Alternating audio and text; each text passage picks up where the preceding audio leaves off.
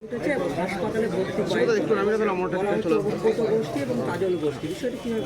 দেখুন, শুধু বাহির নয়, সারা বীরভূম জেলাতে কোনো গোষ্ঠী নেই। বীরভূম জেলাতে যে গোষ্ঠী আছে সেটা হচ্ছে একটাই গোষ্ঠী, মমতা বন্দ্যোপাধ্যায় গোষ্ঠী, অভিষেক বন্দ্যোপাধ্যায় গোষ্ঠী। আমরা সকলে তৃণমূল কংগ্রেস দলটা করি। আমাদের মধ্যে না কোনো দ্বন্দ্ব আছে, না কোনো বিভেদ আছে। সংবাদ মাধ্যমের একটা শ্রেণী, একটা সম্প্রদায়, তারা এই ধরনের গোষ্ঠীদ্বন্দ্ব খবর করতে চাইছে, লাভ হবে না। ওটা একটা বাইরের গ্রামে যে ঘটনা ঘটেছে, আমি কালকে রাত্রে খোঁজ দিয়ে দেখেছি, একটা পারিবারিক ঝামেলা, নিজেদের মধ্যে ঝামেলা হয়েছে। আপনাদেরও জানা আছে, বর্তমানে বাইরে গ্রাম পঞ্চায়েত এরিয়ায় কোনো সাংগঠনিক কর্মসূচি আমরা করিনি, দলীয় কোনো কর্মসূচি ওখানে নেই। তাহলে কী করে ঝুট ঝামেলা হলো, কী করে মারামারি হলো? এখন কোনো ইলেকশনও নেই, সেটা আপনাদেরও বোঝা দরকার। কেউ ভুল বলছে, সেটাকেই উস্কানি না দিয়ে, ইন্ধন না জুগিয়ে ভুলটাকে ভুল বলুন, সঠিকটাকে সঠিক বলুন। এখন বীরভূম জেলায় একটাই গ্রুপ, সেটা হচ্ছে মমতা বন্দ্যোপাধ্যায় গ্রুপ, একটাই গোষ্ঠী, সেটা হচ্ছে অভিষেক বন্দ্যোপাধ্যায় গোষ্ঠী। বীরভূম জেলাতে একটাই দল, সে তৃণমূল কংগ্রেস দল। এই যে দলীয় কার্যালয়, এই কার্যালয় কি তাহলে দখল নেওয়া হলো, এমনটাই গুঞ্জন, কি বলবেন? গুঞ্জন কোথা কি উঠছে, কোথা আমরা কান পেতে শুনলেন, সেটা আমার জানা নেই। কিন্তু একথা বলবো, এই দলীয় কার্যালয়ে কারা আছে সে দেখা উচিত।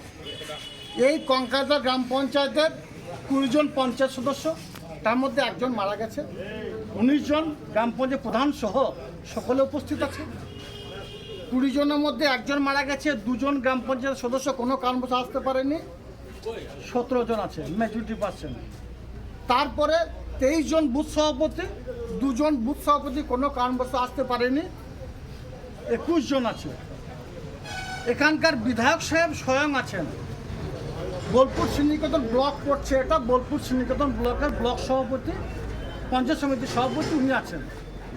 এখানকার যারা সুবুদ্ধি সম্পন্ন মানুষ, দীর্ঘদিন ধরে এই অঞ্চল যারা পরিচালনা করেছে, ধারক বাহক, তারা সকলেই আছে, প্রধান থেকে শুরু করে সকলে। এরপর দখল কী করে বলছেন? দখল তো এদেরই ছিল, তারাই আছে। দখলে কোনো উদ্ধারের কোনো গল্প আছে বলে আমার মনে হয়। বিজেপি কর্মী গ্রেফতার, জাল নোট এবং সাইবার ক্রাইমের সাথে। দেখুন, বিজেপি যারা করে চোর, চাপটা, ধাপ্পাবাজ, ধান্দাবাজ, তারাই তো বিজেপিতে আছে। এরাই তো 2011 আগে বামফ্রন্টে ছিল, তারাই বর্তমানে বিজেপি সদস্য হয়ে গিয়েছে। ওদের ওইটাই কাজ, ওরা আর কিছু করতে পারবে না। মানুষ স্বার্থে কিছু করে না, ওরা নিজের স্বার্থে কাজ করে, যার জন্য বাংলা মানুষ বিজেপি প্রত্যাখ্যান করে। অঞ্চল সভাপতিকে সরিয়ে দেওয়া হয়েছে বলেছেন, তো এই এখন অঞ্চল কে সামলাবে? আজকে আমাদের যেটা সিদ্ধান্ত হলো, অঞ্চল সভাপতি 2 থেকে 3 দিনের মধ্যে আমাদের বুথের যারা সদস্য আছেন, এই গ্রাম পঞ্চায়েতের বুথের যারা বুথ সভাপতি আছেন, তারা 2 দিনের মধ্যে বসবে। তারা যাকে সিলেকশন করবে, যাদেরকে নিয়ে অঞ্চল পরিচালনার কথা বলবে, তারাই অঞ্চল পরিচালনা করবে। দেখুন, আমরা গ্রাসরুটে রাজনীতি করি, মমতা বন্দ্যোপাধ্যায়, অভিষেক বন্দ্যোপাধ্যায়ের নির্দেশে। তারা গ্রাসরুটে মানুষকে নিয়ে চলার কথা বলেন। সর্বত গ্রাসরুটে কারা রাজনীতি করে? বুথ সভাপতিরা বলবে কে অঞ্চল পরিচয় সঠিকভাবে করতে পারবে। গ্রাসরুটে যারা সদস্য হয়েছেন, জনপ্রতিনিধি, মানুষ তাদেরকে ভোট দিয়ে জিতেছে, সভাপতি তাদের মধ্যে নিজেরা বসে যারা সিলেকশন করে দেবে, সেটাকে আমরা মেনে নেব। আমরা অঞ্চলের যারা মানুষ, অঞ্চলের যারা ভোটার, অঞ্চলের যারা ধারক বাহক যারা আছেন, তাদের উপর ভরসা রাখছি। তারা যার নামটা দেবে, 2 দিনের মধ্যে আমাদেরকে জানিয়ে দেবো এই অঞ্চল আগামী দিনে কারা পরিচয় করতে হবে। একটা কথা বলে রাখি, একটা 52 ফিটের 51 ফিটে একটা পিঠ, কঙ্কালীতলা মায়ের মন্দির এখানে আছে। স্বভাবতই ওখানে রাজনীতি প্রবেশ করবে না। কঙ্কালী পীঠের মায়ের মন্দির, সেখানে পরিচর্যা করার জন্য সাধু সন্তরা আছে, তাদেরকে সম্মান দিয়ে তারা সেখানটা দায়িত্ব নিজের মতো চালাবে। আমরা পলিটিক্যালভাবে সেখানে ইনভলভ হব না।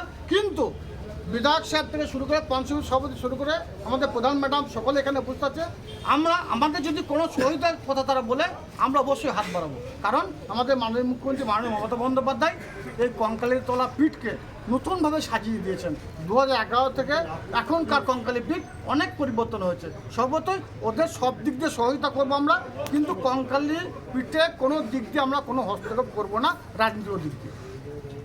দাদা, লাভপুরে আবাস যোজনা বাড়ি পায়নি, কিন্তু টাকা ঢুকেছে, সে এখনো বাড়ি পায়নি, সে তার নামে টাকা ঢুকেছে।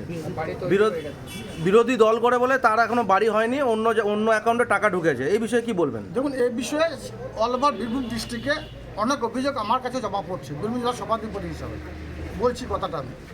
সঙ্গে সঙ্গে সেই অভিযোগটাকে আমরা বিডিও সাহেবকে ফরওয়ার্ড করছি এবং বিডিও সাহেব সেই বিষয়গুলো ইনকোয়ারি করছে। ইনকোয়ারি করার পর যে রিপোর্ট আছে তার পরিপ্রেক্ষিতে ডিএম সাহেবকে শুরু করে আমরা সিদ্ধান্ত নিচ্ছি। সর্বত কোথাও যদি কোনো অভিযোগ থাকে তাদের লিখিত আকারে জানাতে বলুন প্রধান সভাধিপতি বীরভূম জেলা পরিষদ, তারপর আমরা বসে আলাপ আলোচনার সাপেক্ষে কীভাবে সেই সমস্যার সমাধান করা যায় আমরা সেটা দেখে নেব। এটা আমাদের মাধ্যমে তাদেরকে জানাতে চাইছি। একাধিক বিডিওর কাছে অভিযোগ করেছে কিন্তু এখনো পর্যন্ত শোনা হয়নি। সেই অভিযোগপত্রে যদি কোনো জেরক্স কপি থাকে আমাকে দিন, আমি সেটা দেখছি, যত দ্রুত সম্ভব সেই সমস্যার সমাধান হবে। এটা আপনাদের মাধ্যমে সেই পরিবারগুলোকে আমরা আশ্বস্ত করতে হবে। কারণ কেন্দ্রীয় সরকার বাংলাকে বঞ্চনা করেছে। আমাদের মাননীয় মুখ্যমন্ত্রী মাননীয় মমতা বন্দ্যোপাধ্যায় যাদের কাঁচা বাড়ি তাদের পাকা বাড়ি করছে, যাদের বাড়ির ছাদে জল পড়ছে সেই বাড়িগুলোকে পাকা বাড়ি করার ব্যবস্থা করছে, আর যাদের কাঁচা বাড়ি তার বাড়ি পাবে না, এটা কোনোভাবে মেনে নেবো না। স্বভাবতই যদি এই ধরনের কোনো অভিযোগ থাকে আপনার লিখিত আকারে আপনার জমা করতে বলুন, তারপরে সিদ্ধান্ত যেখানে নেওয়ার যেখানে পাঠানোর আমি কিন্তু সেই অভিযোগ সেখানে পাঠাবো।